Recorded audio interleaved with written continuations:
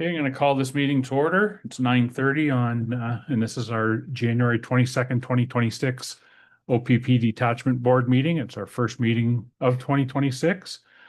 So the first order of business, I'll be chairing the meeting until we elect a new chair and vice chair. So our first order of business is, are there any pecuniary interests that anyone needs to declare? No. None. Thank you. Okay, we'll start with the election of a chairperson. So I'll open the floor to nominations for the position of chair for the OPP Detachment Board. I would like to nominate Greg Grimes I as second chair. it.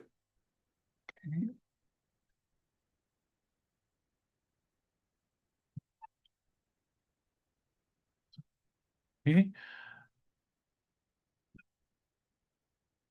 Any further nominations? Second call for further nominations? And a third and final call for any further nominations? Okay, Greg, are you willing to accept the nomination? I can. Okay, so Greg Grimes has accepted the nomination, so he will serve as chairperson for the board for 2026. And now I'll call for nominations for the position of vice chair. Louis, Nominate Mr. Doug Booth. okay. Seconder for that, I can second it. okay.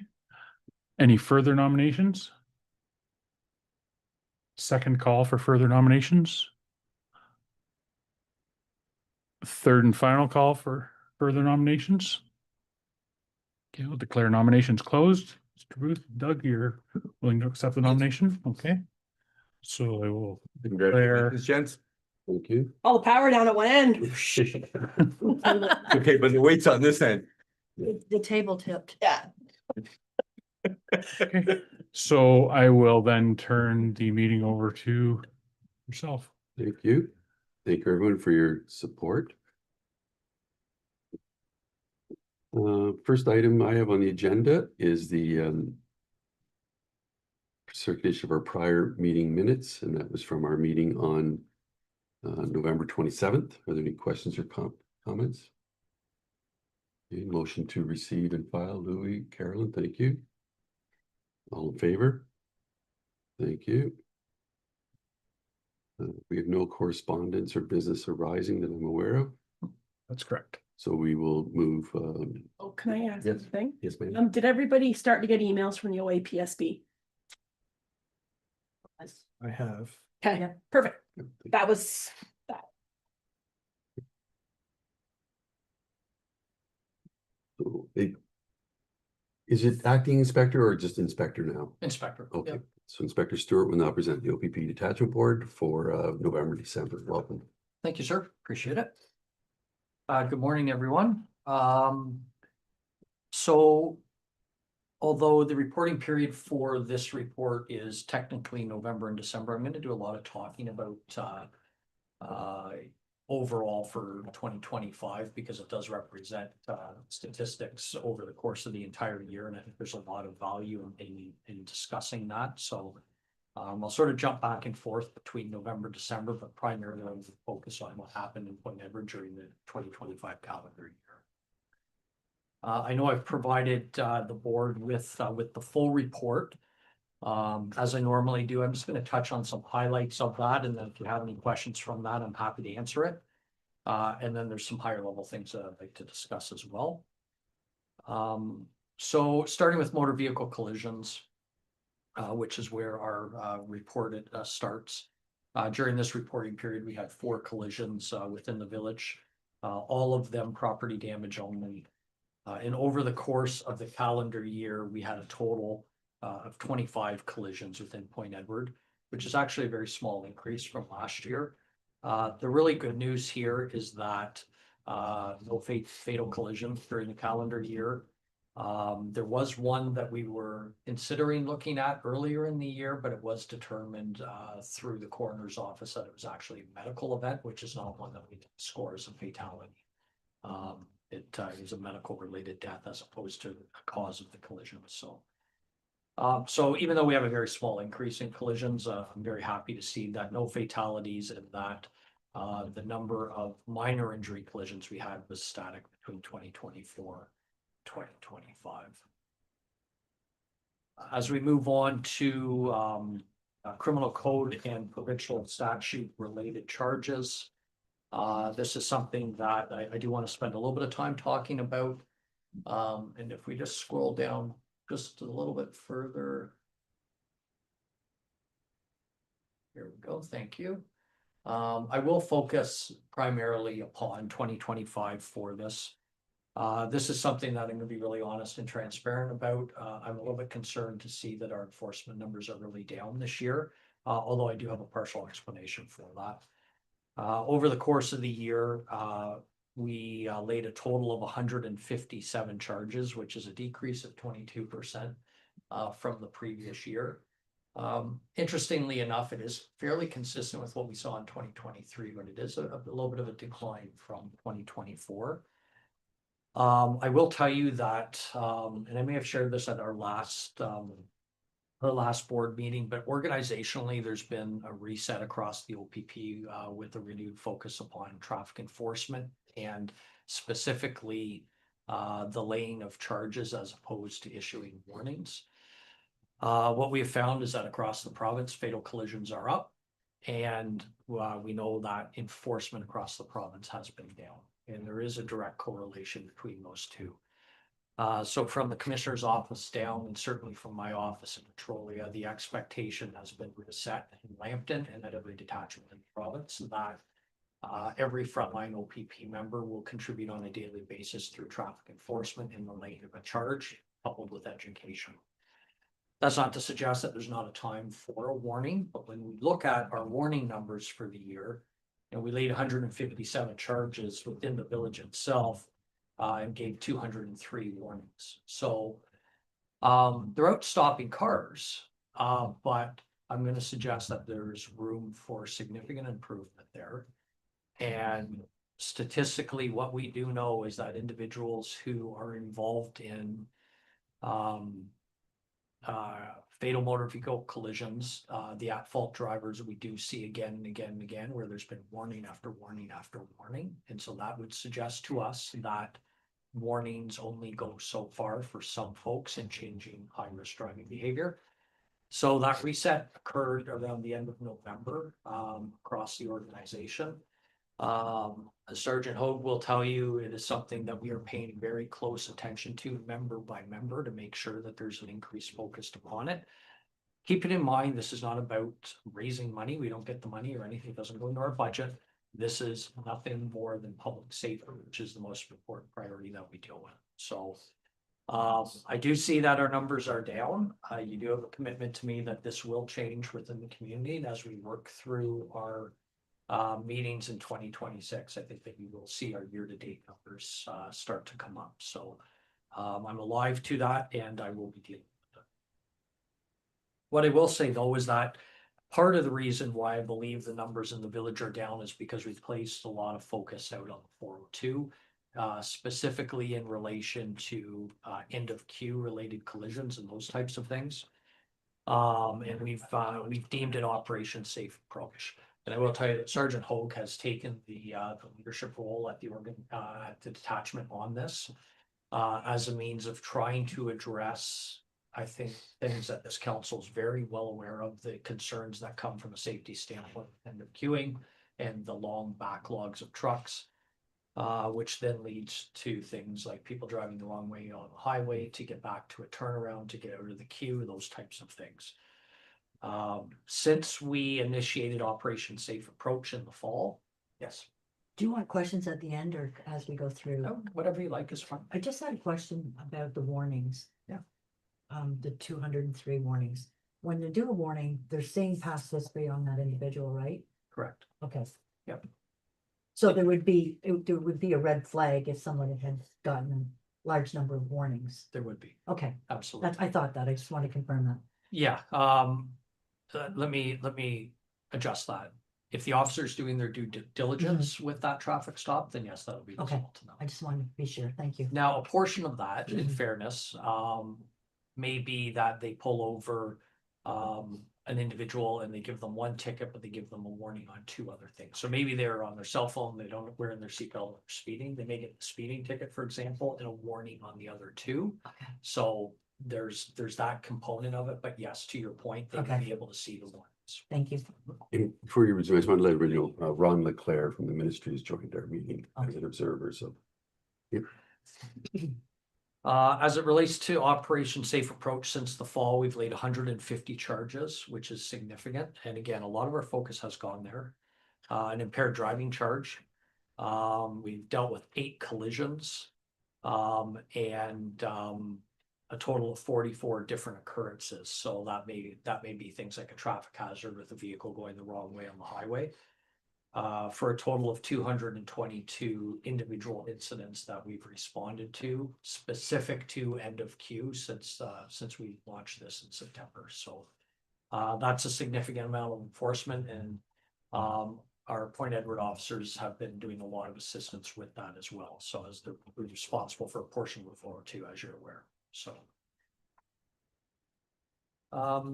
moving on, I want to talk a little bit about violent crime. And I will talk over the course of 2025 for this. Violent crime, of course, covers a wide variety of things and a wide variety of levels of force that were used. In 2025, you will see that it's scored as having 1 robbery. I've looked into this. You will find that when it comes time for billing, that's going to get reversed and that will turn into a 0. It just has not as of yet. This is a situation that we responded to where an elderly woman reported that her purse had been stolen. She'd been knocked down. And as it turned out, this individual actually has dementia. There was not a robbery that occurred. We were able to locate her purse. But nevertheless, it was initially investigated as such as it should have been. But just for your awareness, that is what that robbery is loaded as. And that will get corrected back appropriately prior to billing for it. So otherwise, you will see that our violent crime within the village, we had a total of 16 incidents over the entire year, which is down 30% from last year. So that's good news. And you will see that the approximately half of those are assault related incidents. And in looking into those to be able to answer questions about those today, almost all of those are related to domestic related incidents. So very concerning. We consider our domestic related incidents to be some of our highest risk incidents from a member of the public that's involved. And certainly anytime an assault occurs during those, that's concerning. So as it relates to our domestic violence related occurrences, we do now have a full-time officer that is dedicated to not only reviewing every domestic violence occurrence that we have, but liaising with the victims to ensure that they are well supported and are prepared for court if it's going to court. So the days of a charge being laid and then, the victim, being asked to show up to testify at court and not really being prepared, those days are now long gone. We have a real focus on making sure that person is properly supported throughout the process from the moment that we get there to the moment that it's resolved and even after the fact. So that is something that's not unique to Lambton. That's something that's across the organization with a dedicated officer at every detachment. Not only to support the victims, but to ensure that every investigation is done properly and that every resource is utilized. Sure. Dedicated officer, is it for Lambton County or Point Edward? It is for the entire county, including Point Edward. No. As it relates to property crime, I feel like this is some really good news as it relates to 2025. During this reporting period, during 2025, we actually only had a total of 2 break-in enters within the community, which is excellent news. That is, you will see a 40% increase or decrease there. 60% decrease. But we're dealing with small numbers, so those get skewed a little bit fairly quickly. But overall, we dealt with a total of 43 property related crimes, which is down almost 19% year over year. The really good news here is that last year we saw a 43% decrease in property crime. So not only have we maintained that, but we've been able to push it further. So, you know, whereas in 2023, we had a total of 94 property related crimes and 43 in 25. So that's a good news story for sure. I was really actually pleased to see this number, the theft under. Historically, as this council will know, vehicle entries, garage entries after hours, has always been one of those priorities for the council as well as for the local OPP. And, you know, whether it's the lock it or lose it program or safeguard, that educational piece that goes with it to try and get good folks to, you know, not leave their laptop on the seat and the car unlocked. So, and I'm not being critical. It's just, it's good news because when I see these types of numbers and, you know, we had roughly 1 in a month, 1.5 a month over the course of the year. That's a big change from what we used to see in the past. So that's really good news. You will see quite an increase in the number of frauds. We had 13 as opposed to 5 last year. I've certainly said this to the Lambton Group Board. I probably have said it to you folks as well. Please be very cautious when you're looking at our fraud numbers. Whether it's an increase or a decrease, this is the one statistic that you have to be really careful in our report with, because we know that frauds historically are underreported because of the embarrassment factor that goes with it. We also know that numbers can be artificially inflated because we are very vocal about wanting the public to say, you know, if you've received a CRA phone call, tell us so that we know what the trend is in the community, what's going on, so we can address it, so that we can tailor our public information sessions and our social media pages to alert people. So where you may have a fraud loaded because somebody's received a CRA phone call and has not been victimized, they've just hung up, but they've done the right thing and called us. That looks like, oh, we've got an increase in fraud going on, when really there's no victimization in that case. So just be cautious with that. Whether it's an increase or a decrease, there could be very good reasons why that's happening. So just a grain of salt with when it comes to frauds, Go please. ahead, Louis. These numbers are impressive because theft under 5,000 is 62.4% decrease over 2 years. And the total number for the 2 years for property crime is a decrease of 62.5%. So I just want to acknowledge that and state it specifically, that whatever programs you're working with are apparently, by statistics, seem to be taking a life of its own on. So congratulations on what you're doing. Yeah, Your and team. thank you, and certainly credit to the team for that.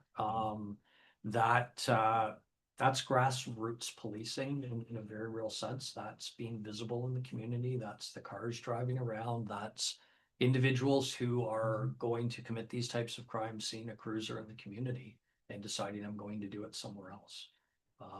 It's good news. Well, it's easy to say that they're down, but acknowledging it, bringing, you know, person's focus to it, it's a little bit better. Yeah, for sure. So thank you. Thank you. Appreciate that. Inspector, Sure. could you just, if you, I don't need case by case, could you define what it categorizes as mischief? If you don't mind, if you're just, I see 8 incidents of it, I just kind of, if it's not theft, then it just, what sort of action would be? Yeah, so mischief is damage to property. Oh, okay, it is. So it could be as serious as something as someone smashing a window, that type of thing, taking a key along the side of a car. It could be somebody taking a garden gnome from a garden and breaking it on the sidewalk. It's basically damage to property. Thank you, thank you.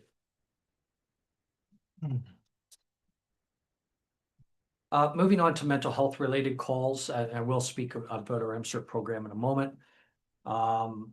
You will see that really our numbers have been consistent over the last 3 years for number of mental health related calls that we've dealt with in the village. A total of 29 and 25. And again, just fairly consistent. We do across the county, across the organizations, continue to see an increase in mental health related calls for service that our officers are responding to. I'm very pleased with the numbers as it relates to drug occurrences. We actually didn't deal with any drug occurrences during 2025. I had a specific conversation with our supervisor that oversees our drug unit about this. And there is an ongoing investigation at this time, which I won't go into details on. And as I know, I've spoken to in the past, sometimes these things take months and months before police action is taken as we gather intelligence information to get a warrant. But not a lot of intelligence coming out of the village about any sort of drug subculture or those types of things. So I think that that's another good news story that we can point to. And more importantly than that, no overdoses within the village as a result of drugs either during the 2025 calendar year, which is very good to see. I think, if I may hear, a village this size, if we lose one or two known users or dealers, that could have a serious impact. And I know residents in the village, there was no one to house drug users, had a fire, Mhm. and they relocated out of the village. So that can also drive down numbers, and that culture has. It's an excellent point, sir. We see it actually in all different types of crime. So property crime is an excellent example to your point. As it relates to drugs, if someone is taken into custody and we have them in jail, we will see property related crime, we'll see drug related crime drop literally overnight for some of our prolific offenders. Do you define overdoses as a fatality then, or? No, so we have two types of overdoses. We'll have non-fatal and fatal related overdoses. So it seems to me I recall a couple incidents in Point Edward medical wise where we've had medical calls with the fire department for overdosed patients, but yet you say we've had no overdoses this year. We've had no fatal overdoses. Okay, that's why. Yeah, no fatalities as a result. Yeah, go ahead, Beth. Something that strikes me is when you're talking about these things that have gone down. And like I can remember sitting here and we talked, like there was a lot of concern about houses getting broken into. There was some incidents in a particular area, that type of thing. Mhm. And then they moved on to the cars. I don't think, and you can check me on this, I don't think you'd see the same statistics in another community with the number of homeless people. Those types of crimes have gone up, I believe, and yet, but not here. So it's kind of amazing. And I won't go into a specific on it, but I can think of one within county that I report to with the Lambton board. Where that is exactly the situation that we've seen an increase, and perhaps that is part of the reason why. So yes, think we've been we are seeing that trend elsewhere. We're really fortunate, and it is good police work, but we're really fortunate too, and the numbers are reflecting like that. Mhm. Yeah, I mean, I think that whenever we see things like property related crime, drug related crime come down, then there's going to be a number of different factors to the deputy's point as well. But we are seeing that increase elsewhere in the county in different areas for sure. So I do want to move on to a couple other high level items apart from the report that I've provided, and certainly I'm happy to talk about any questions that have come out of the rest of the report. I want to talk a little bit about traffic safety as it relates to the county, because that's important, because it does have an impact on the community. As you can appreciate, any ride that we do somewhere where we find an impaired driver, we take that impaired driver off of the road and they don't have the opportunity to drive through Point Edward, so it is relevant. Same with speed, all those types of things. So on a very high level, our traffic stops over the course of the year throughout Point Edward and the county is just a little bit over 10,000 traffic stops and just under 7,200 total charges. As it relates to the big four, which I've referred to in the past: impaired driving, distracted driving, seatbelts, and speed, which we know are the four factors that are primary causes for fatal and injury related collisions. Just under 3,800 charges laid over the course of the year. 86 rides completed within the village over the course of 2025. Which is a 46% increase from the previous year. Equally as important, over 1,300 rides throughout the county of Port Edward. And that does have a positive impact here. 258 impaired drivers pulled off the road in between Lambton and Point Edward over the course of 2025. 3 within the village itself. And I've already touched on expectations for our officers on a daily basis to be out there doing traffic enforcement. There is one thing I will make the board aware of is that I've been corresponding back and forth with the gentleman on Sandy Lane who is concerned with regards to noise complaints for loud vehicles. I know those concerns were taken to Sarnia Police Service, and I won't get into that. But the concerns did come to my attention.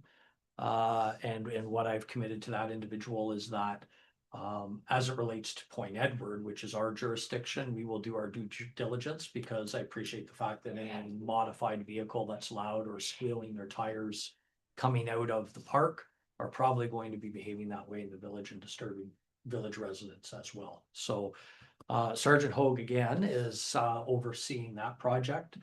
I will tell you that we've really had very limited exposure to loud vehicles, but that may have something to do with the time of year. I would suspect that we will start to see more of that in the spring when maybe some other vehicles are brought out of the garage for the summertime.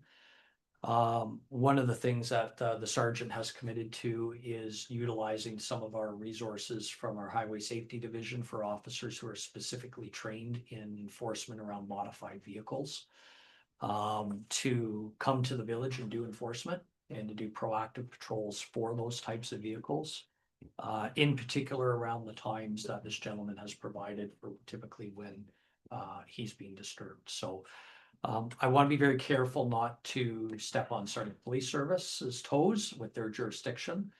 Our enforcement will be within the village and from the focus of how it may negatively impact the good residents here. But be assured that if you folks do hear of that, we're aware of it. We have a plan in place. We're monitoring it right now, but once the weather gets better in the spring, I suspect we'll start to see more issues arise with that. So we will deal with it as it comes up. I don't know if you're aware of that or not. Any questions on that item? I appreciate your involvement, because I think he felt like no one was listening to him, but even when messages were provided, it was better received when it came from official, Sure. like official venue, and then he felt like he was heard. Well, and we've also had complaints about Michigan Ave, people coming up and down Michigan Ave with the things, so not just Canatera, that way as well with the modified vehicles in the past. And you guys were good to stop some vehicles and watch that as well. So they kind of come the two ways, right? So out of the park and up Michigan from under the bridge. So. Yeah, to your point, Mayor, I sense the gentleman's frustration as well, and I think it's fair. Like he's a taxpayer and he's entitled to be frustrated. He wants to be frustrated. So from my perspective, I just want to be very respectful of what is our jurisdiction, what isn't, and we will do our part within our jurisdiction to make sure that it's as minimal an issue as possible. So I want to talk about overtime a little bit, because that does impact this board and community from an OPP billing model, as you're very well aware. So some good news around this. Let me back up. As you know, a portion of the OPP billing model is the overtime related costs. I'm very pleased that we saw almost an 11% decrease in overtime over the course of the 2025 calendar year from 2024. We will be looking for more efficiencies as it relates to that. We certainly understand that the cost of policing is high. It's expensive, and so we've got to be very conscious of that when we're spending overtime, that we're doing it wisely. I will say this, I will never try and save a dime. If it's an officer safety or a public safety issue. I will staff things as I need to staff things, in order to make sure everybody is safe. But I do think that there's a very high level of accountability that needs to be around the financial portion of my job and managing the budget. So I want to share with you some of the things that we're doing now in Lambton, since July when I arrived. And that's not to suggest that Inspector Avery wasn't doing it, it's just, I don't know, so. What we know is our peak calls for service happen from 9 in the morning till 9 at night. Typically speaking, over the course of an entire year, we know that's where calls for service happen. So if we're in a situation where we need to call in overtime on day shift, what we know statistically is that from 6 in the morning till 9 in the morning, we can do with less, if you will. So we need to get out of that mindset of automatically calling in day shift overtime at 6 a.m. because we may be fine until 9. It's not to suggest we don't need them at 9 o'clock in the morning, but let's be more strategic in when we're using those people. And so now if we are calling in day shift overtime, unless it's an urgent need, our shift is going to be from 10 until 2200 or 10 at night for that overtime. That gives us the benefit of not only having the officers on duty when we need them, but really strategically scheduling them around where the peak calls for service are. Day shift and night shift both get the benefit of that. End of shift overtime. What we know, and it applies to the village as well as across the entire county, is when I look at the metrics around overtime, I know that the vast majority, by far, the majority of our overtime claims last from 1 hour to 2 hours in length and occur between 6 p.m. and 8 p.m. at night. That is end of shift daytime overtime. So the question then is, well, why is that happening at end of day shift? There's very legitimate reasons for that. They may arrest an impaired driver 30 minutes before the end of their shift, and there's a process that has to take place. What we really are focusing on is two things. Is it necessary for somebody to be there at 6:30 at night, for the sergeants to pay attention to that and have that conversation with the member? If there's not a legitimate reason, if the person's just catching up on their administrative work, that could wait until tomorrow. Please go home, have a wonderful night, clock off, don't bill overtime, off you go. If there's a legitimate reason, let's staff it with some additional night shift officers who are now just starting their shift to help that person. So instead of them being there till 10 o'clock on overtime, they're there for an hour and they go home. So we're really paying close attention to that. And then the last thing is really strategic decisions around overtime or time off requests. What I don't want to see as a detachment commander is a couple people off on vacation days and then some people granted time off. And it's like, oh no, now we're short. I need to call people in on overtime. No, make smart decisions from the outside. And our supervisors are very good at doing this, but make good informed decisions and learn to say no sometimes to time off requests so that we're not put in a position of having to bill additional overtime. So I share that because I think it's important for the board to understand that I see it as a priority to make sure that overtime costs are watched very closely. I'm pleased to see the almost 11% increase, but I would like to see some further as long as it's not a safety issue around that. So Just to clarify, 11% decrease, right? decrease, yes. Thank you. Is it fair to say perhaps 11% decrease because we're down 22% in total violations and statutes charges laid? I mean, is there a corollary between the fact that we're down in charges laid and overtime? Is that No, awesome, or- no, because with e-ticketing, which is it's all electronic, we don't have to write the tickets anymore. Right. You can issue a ticket in 2-3 minutes and there's minimal follow-up that comes with that. So as much as I want to see those charges go up, Right. I don't think it's really impacting it because it's not time consuming. So Right. just Yeah. appreciate the attention to the detail because OPP costs are, and that's one of our big ticket items in a small community. So it gets a lot of attention. So it's good where we can find ways we can work on making improvements without impacting the security and enforcement. So that's a good example of where there is some discretion. Absolutely, and we are always gonna have those times where we have a major event occur and we have to staff it appropriately, and that can get expensive. Mhm. I think there needs to be a high level of accountability on my part, to answer for where overtime costs are. And transparency around what I'm doing about it, when I can, right? So, no, I'm always happy to answer questions, around that. As to where we are year to date, those types of things, if necessary, as we go through our year as well. So. And just, it's just nice to hear a sort of a business philosophy approach to the budgeting as far as assessing operational needs and being aware of how you can make small adjustments and potentially save the taxpayers money. So yet still provide high level service. So it's good to hear. Thank you. Very quickly, I just want to talk on a couple of other things. I'm very pleased to announce that we've been notified from the Solicitor General that we received our grant for the next 2 years for the MCERT team. Yay. This is really good news because we're 3/4 of the way through year one. The money, but we had it. I joke, but we had a lot of assurance from Solgen that they would be coming.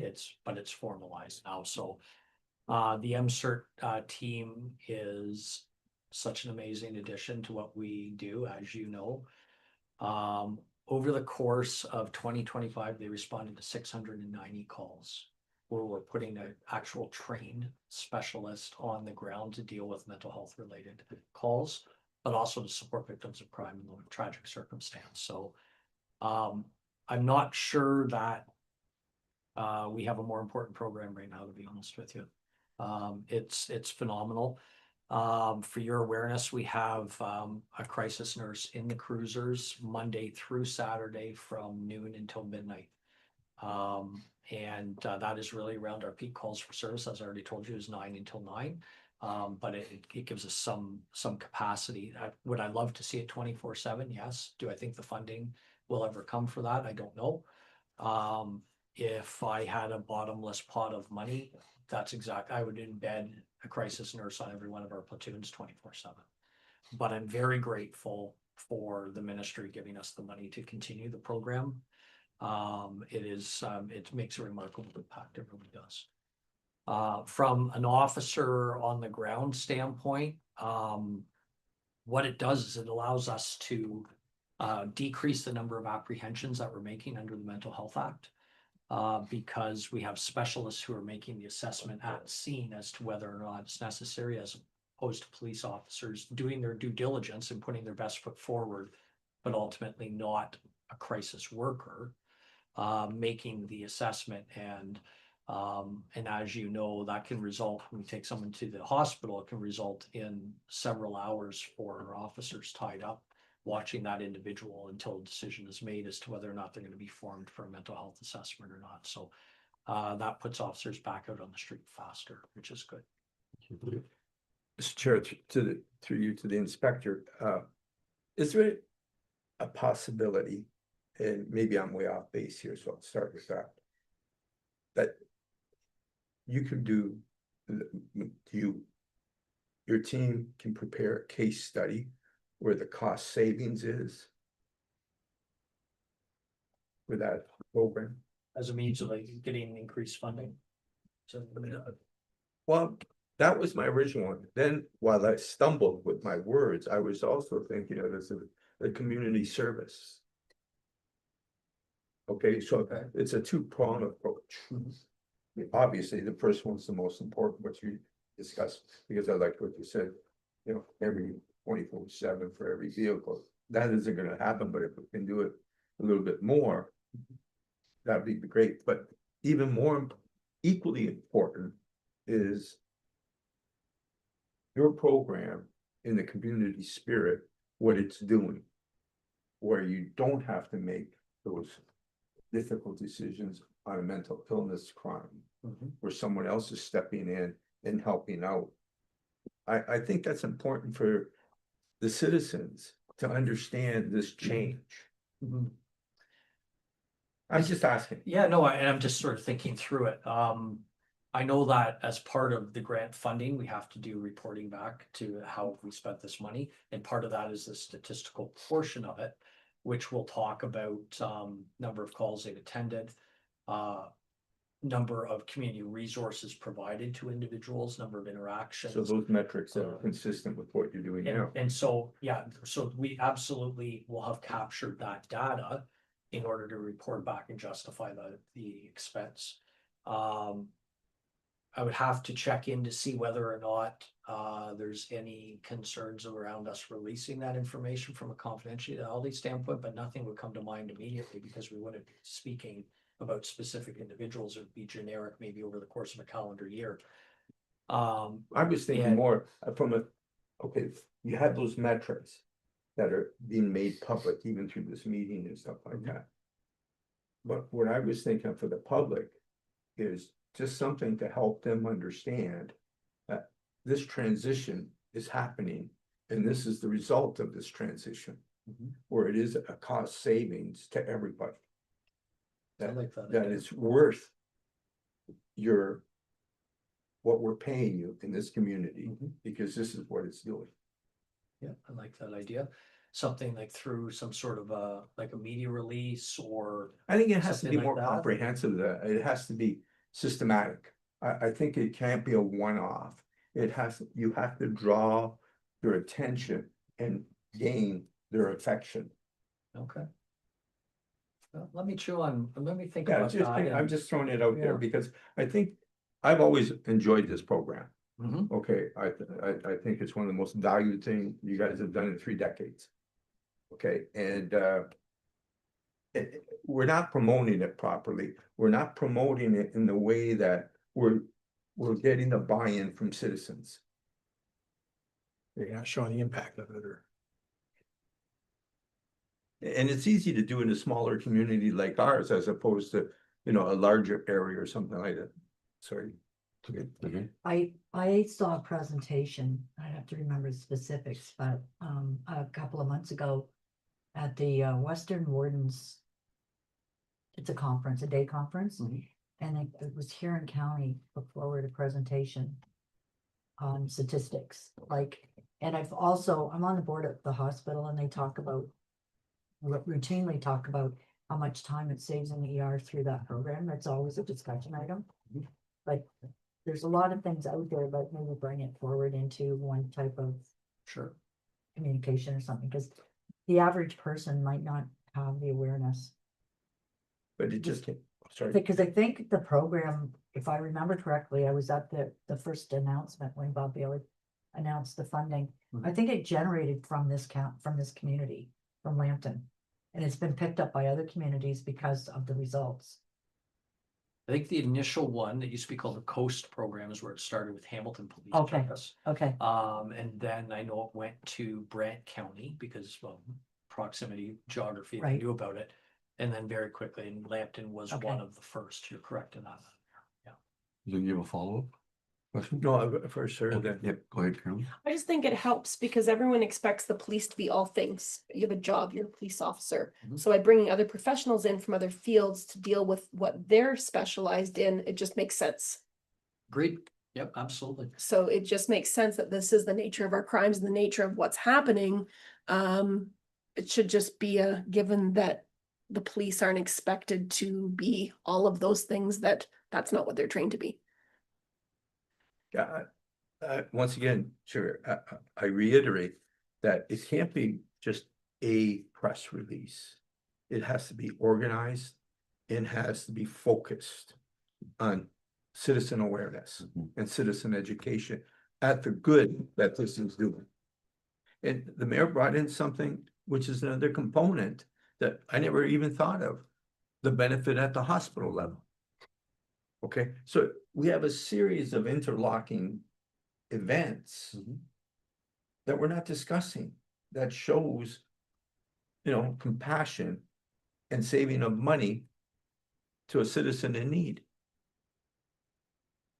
Yeah, leave it with me. Let me think about what that looks like, but I think it's a good point. And I know that Constable Robertson most certainly has promoted the program through social media, media releases, those types. Your point. maybe something bigger than that, but yeah, let me give some thought to that, and I'll reach out to Huron County as well and see what it was that they presented, and maybe we can model something after I think I that. can work back through my notes and I might be able to find a contact. But Okay. just let me look back, because it was only in November, Okay. so.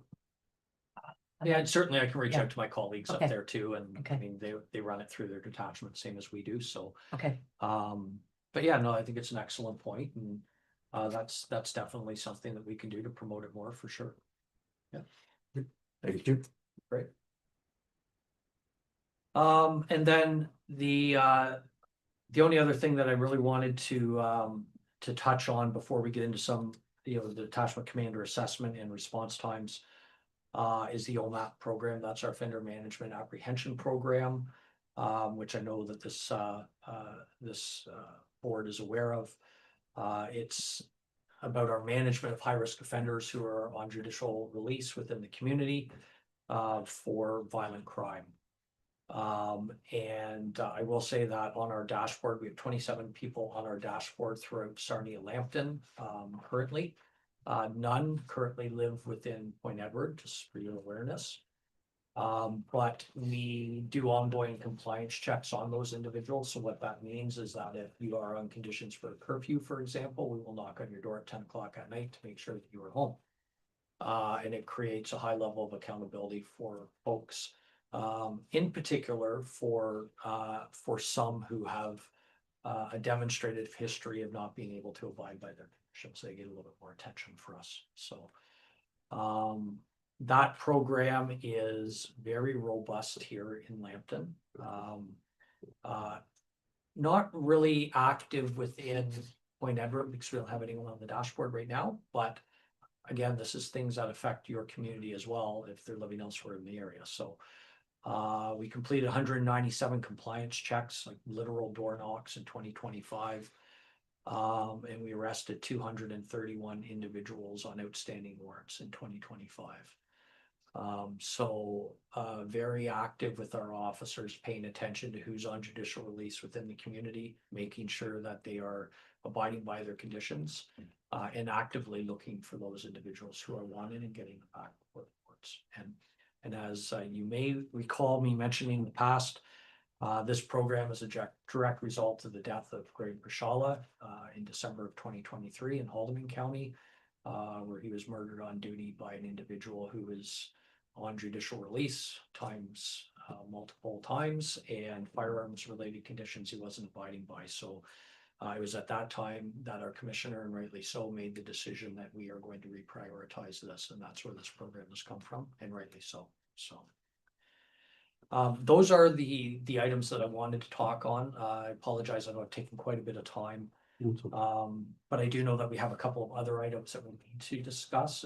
I don't know what your thoughts are on that. Any more questions? Yeah. I just have a question about the daily activity reporting. So it shows just this is November and December, and it might just be great work on the foot patrol. That's way up to 105. But school patrol is down to 1. And before it was at 20. Was there just something going on at the school 2 years ago that they were doing some sort of something at the school, or that's just a big difference to go from 20 hours in 2023 for the months to 1. So I don't know if maybe they were do we still do the drug programming at the school, or was there, and you probably don't know that now, but if you can just look into that. Yeah, I've made myself a memo. Excellent question. I will get an answer for you. I can tell you that Constable Robertson, Constable Campbell are very, very active in all the schools throughout the county as well as Point Edward. Why so little for this reporting period? I'm not sure, but I'll find out for sure. And again, it might have just been some event that was happening, but that was a big thing that a big jump out at me. And great work on the foot patrol. Yeah, I'll get the answer for that for sure for you. Okay. Yep. And it sort of a tie into that in November, I know both those officers were at events at the arena interacting with youth. Like, so it's not a school patrol, but they were very directly involved with youth at that event. So it's Touch it's points. like Yeah. they're touch points that aren't really recorded as part of the school, Yeah. but they are all At students. the So, arena. yeah, And it might be in there under foot patrol, exactly. Yeah, Yeah. right? yeah. So, And that is a Yeah. very big priority organizationally now, is getting back to that. You'll be out in the public. Let's not be afraid of a complaint because an officer's walking through an arena watching a hockey game. Mhm. Let's maximize that. Let's utilize that. Let's have conversations with people. You know, not just leaning against the wall having a coffee, but we want our officers out in the community. We want them talking to people. Get out of your cruiser. Don't go through a drive. It sounds simple, but don't go through a drive-through. Get in line for your coffee and have a conversation with the person standing next to you. Humanize yourself. that's what the public wants to see. They do want to see They it. want the officers, they want to know they're there. Yeah, absolutely. Well, So, even I volunteer with one of our U18 teams, and when an officer's at the arena watching the game, the kids on the bench, they like it, knowing that they're being watched, right? And, oh, look, the police are here, and they're at that age where yeah, a positive interaction with police is good, so. absolutely. And it gives people the opportunity to bring issues forward. And I can think of an issue that was brought forward. I was in Middlesex as a detachment commander at the Flight Exec Center in Dorchester, and it happened organically.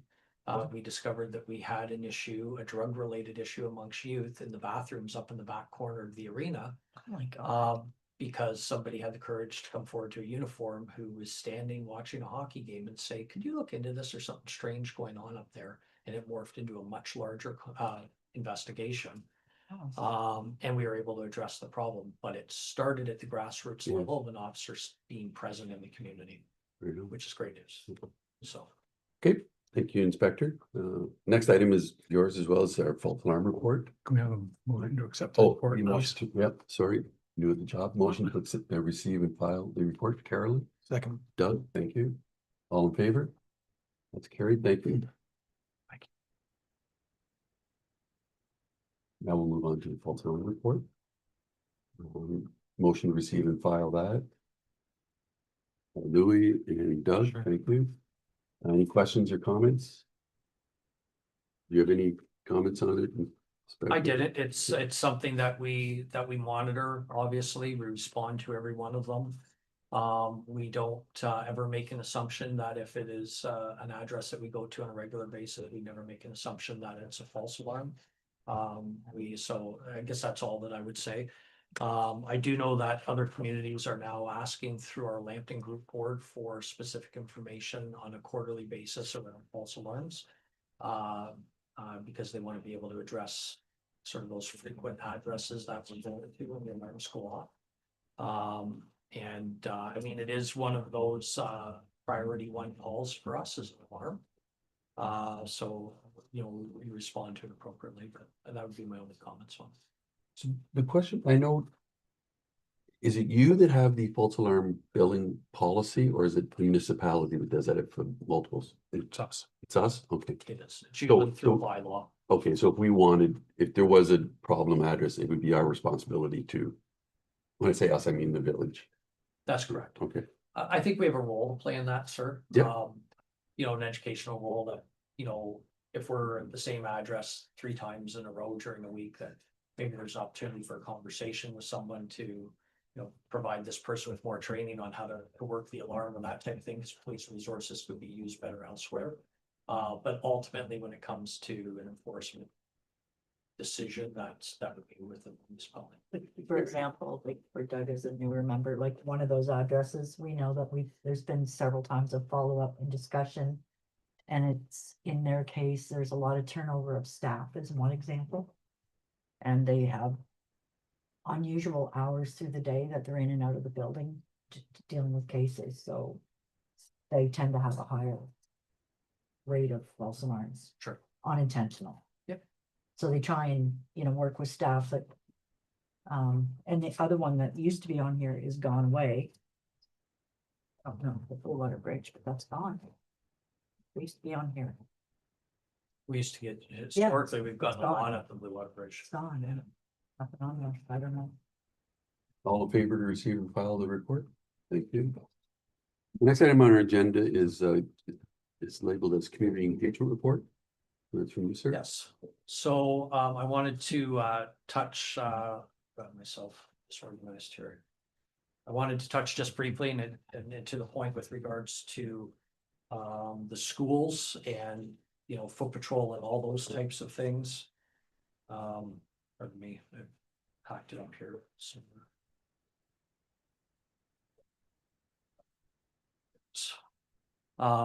Quite a lot of community engagement related events during November and December by Constable Robertson, Constable Campbell.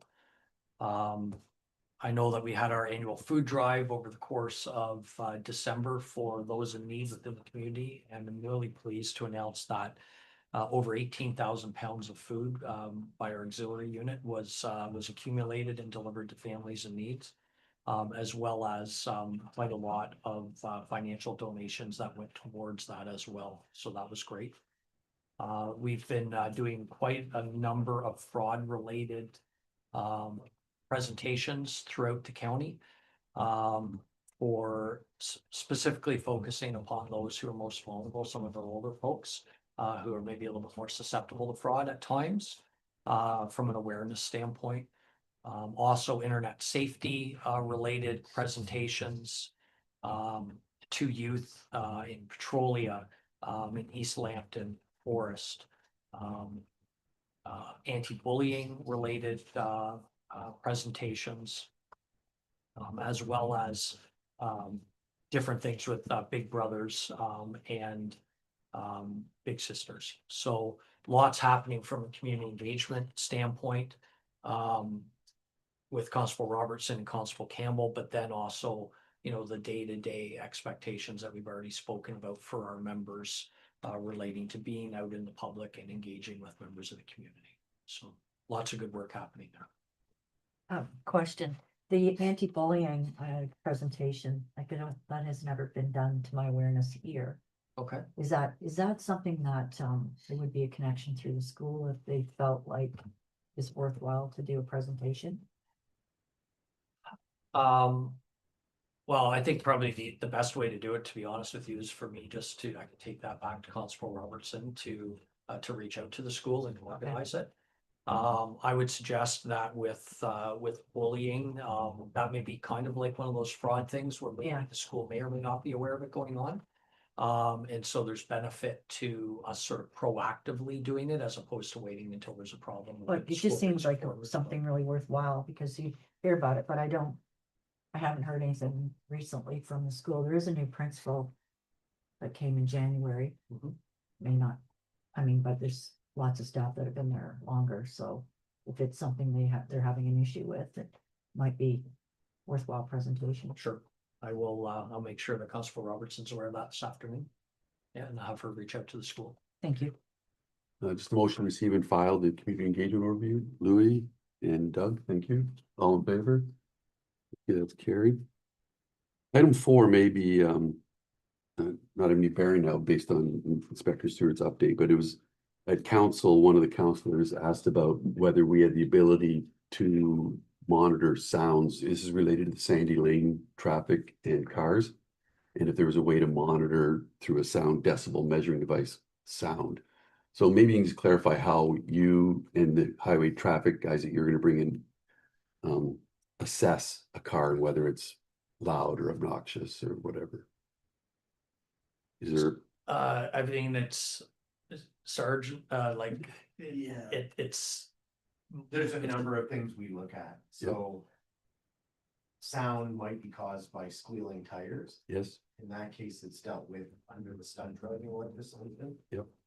There may be modified mufflers on a vehicle that obviously regulations in place under the HDA for that offense. So it depends what's causing the sound, but there are issues and specific members are trained in our organization on modified vehicles. And those will be the things that we're looking at for this spring. Okay, we'll report back to the council. So you don't have like a sound measuring device and there's not a limit as to how much noise you can make. It's based on those other, like either alterations to a vehicle to make it noisy or they operate the vehicle in a noisy manner through That's right. tires or whatever. So, And officers trained on what to look at, yes. a specialization. Yeah, Which that's is- correct. yeah. It's very much like officer interpretation when it comes around that.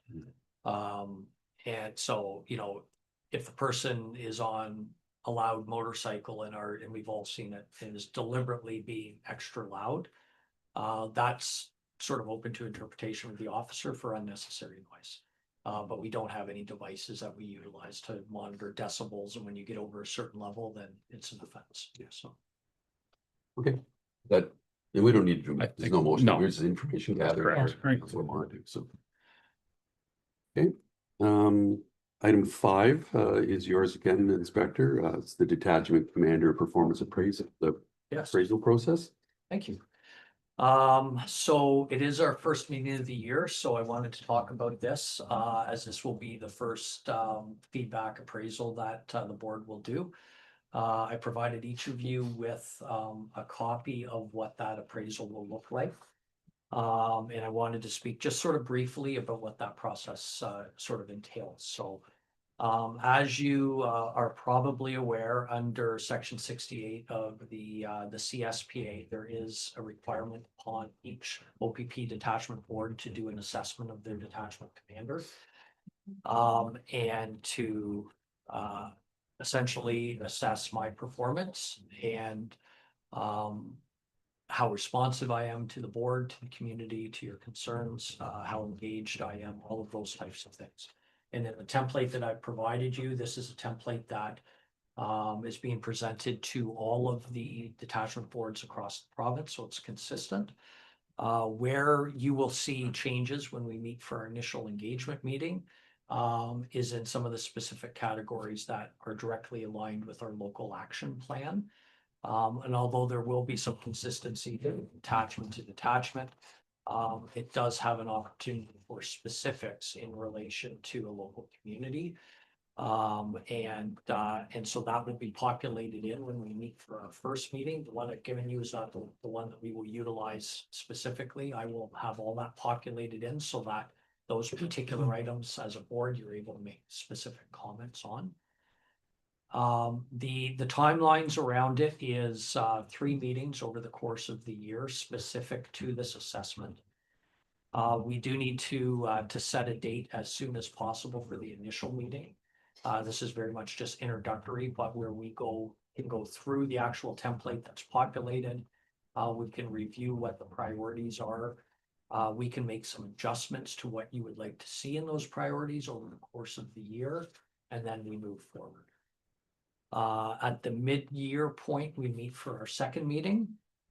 I'm going to recommend to the board that we do that sometime right around end of June, beginning of July, so that we can assess how we're doing. If there is any sort of change in priorities that have come up, that we can make those adjustments, and then we can move forward. And there is an opportunity at the mid-year portion for the board to put in some preliminary comments at that time and for me to provide a response to those.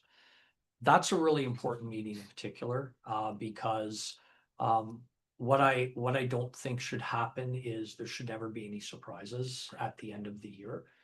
And this isn't about me getting a good, bad, or ugly evaluation. This is about you folks. If I'm not meeting your needs, we shouldn't wait until December. We should know about it earlier, Yeah, right? yeah. So that's, in fairness, that's really important. So we'll look to meet towards the end of June, beginning of July to see how we're doing at the mid-year point. And then right around beginning of December, and they recommend you're around the time of your last board meeting of the year, but I'm going to suggest maybe mid-December.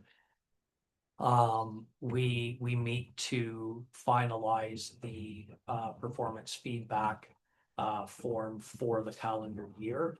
At that point, once you have added your comments as a board, I have the opportunity to provide a response. It comes back to you then for you to respond to my response, at which point it is provided to West Region Command, who does my performance evaluation, my formal evaluation, and they consider the comments within that from the boards within my evaluation. So that's sort of how the structure works. That is the template that we utilize. So the good news is that you don't have to come up with any sort of evaluation process. It's all laid out. It's very structured. And you know, I think most of the board members know me very well now from years being here. I'm quite an open book, so I would encourage that even though we're gonna have 3 meetings a year. If there is any sort of a concern, not necessarily with me, but anything in the community. I like to know about that early. You folks know that, so that I can address it, and I'm gonna take it seriously.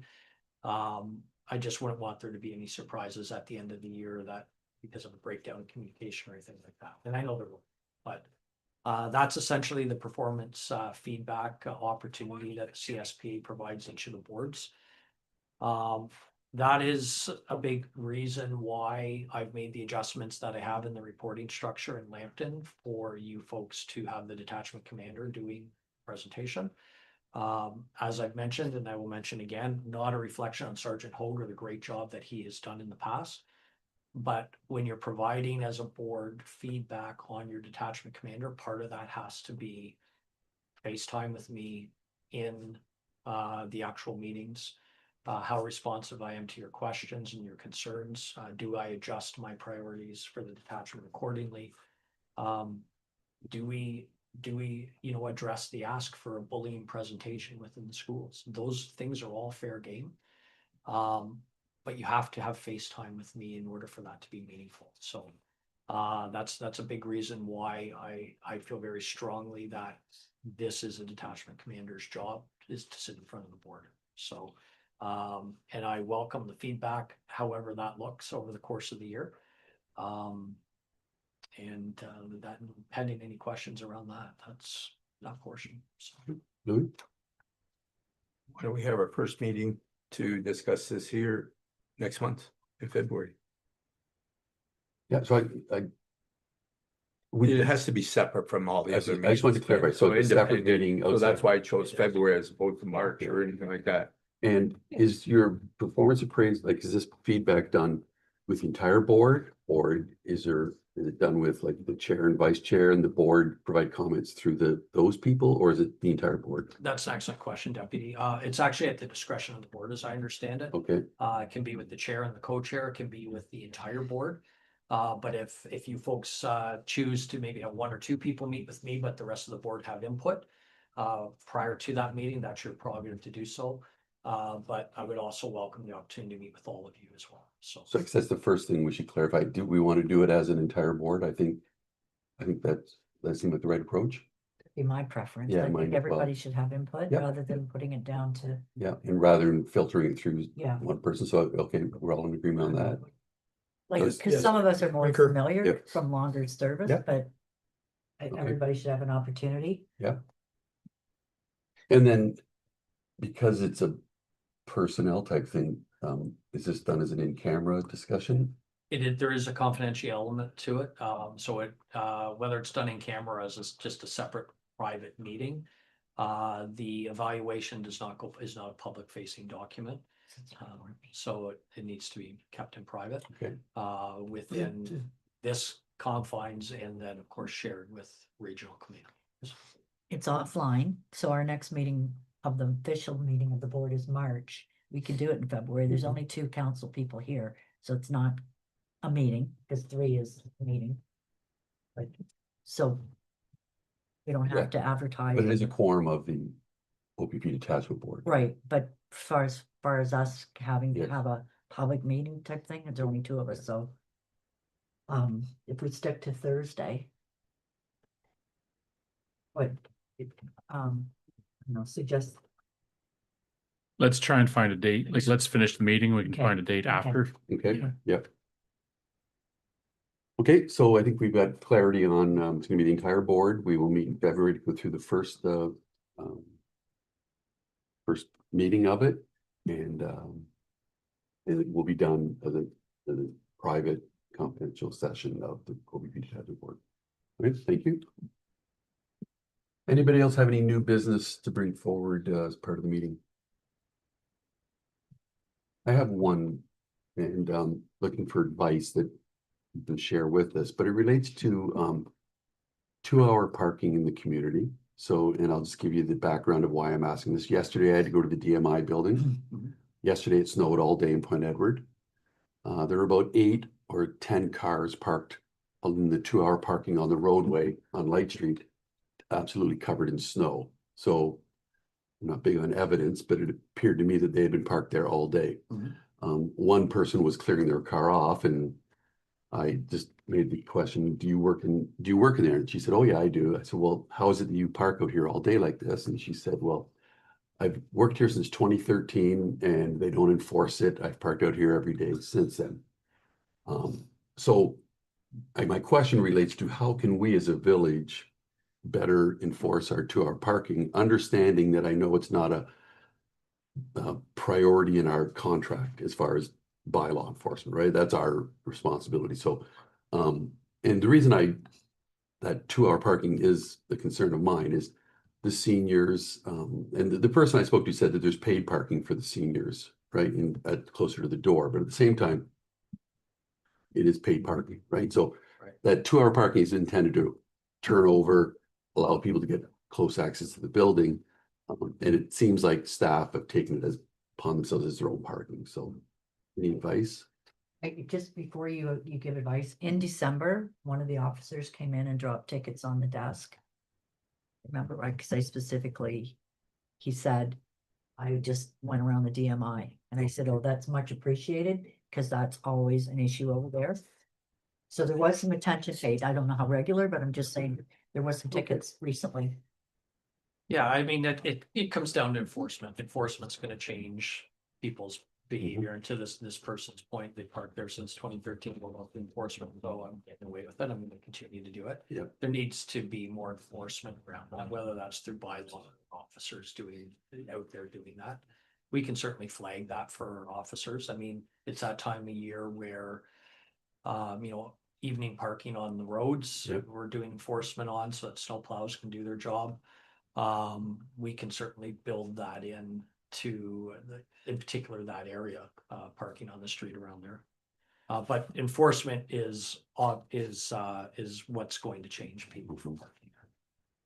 And I guess the reason I'm like the advice thing is, and I guess we can bring this back to council, but whether we should be looking at a way to enforce it at the village level versus having to keep bringing it up. Because I know, like you just said in our meeting, 9 till 9 is your busiest time.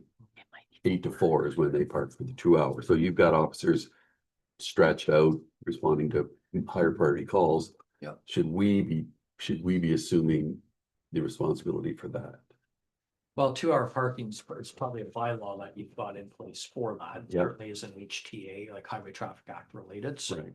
I don't know if you've got a bylaw enforcement option that you could utilize more strongly in that area.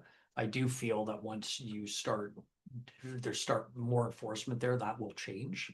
And it probably won't take very long. So if you've got someone that you can dedicate to bylaw enforcement, I would suggest having them go out there and start writing tickets.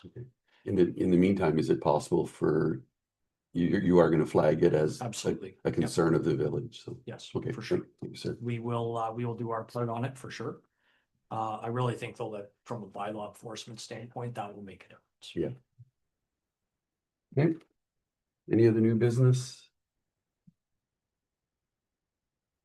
Okay.